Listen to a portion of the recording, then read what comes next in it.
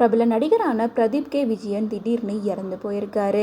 கிட்டத்தட்ட 2 நாளைக்கும் மேல அவர் இறந்து போனது யாருக்குமே தெரியாம இருந்திருக்கு. பூட்டியிருக்க வீட்டுல கதவை உடைச்சுதான் அவரோட டெட் பாடியை வெளியில எடுத்துட்டு வந்திருக்காங்க.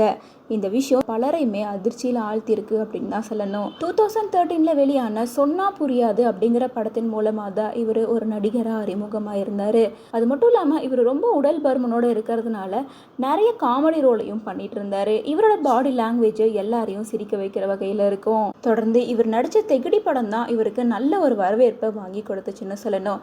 அதுக்கப்புறமா தமிழுக்கு எண் ஒன்றை அழுத்தவும், ஒரு நாள் கூத்து, என்னோடு விளையாடு, மீசிய முறுக்கு, மேயாதம்மான், திருட்டு பைலட் 2 அப்படின்னு சொல்லி பல படங்கள்ல இவர் நடிச்சிருக்காரு. கடைசியா ராகவா லாரன்ஸ் கூட சேர்ந்து ருத்ரன் படத்துலயும் நடிச்சிருந்தாரு. இந்த நிலையில ரொம்ப நாளா சான்ஸ் கிடைக்காம சென்னையில ஒரு ரூம் எடுத்து தான் அவர் வாழ்ந்து வந்திருக்காரு. ரீசெண்டா ஆக்டிங்கையும் தாண்டி சப்டைட்டில் போடுற மாதிரி சில ஒர்க்கை சினிமால பண்ணிட்டு வந்தாரு. பிடெக் ஐடி முடிச்சிருந்தாலும் இவர் சினிமா மேலே இருந்த ஆர்வம் காரணமாக தொடர்ந்து ஆக்டிங் ஃபீல்டே தான் இவர் இருந்துட்டு இருந்தார்.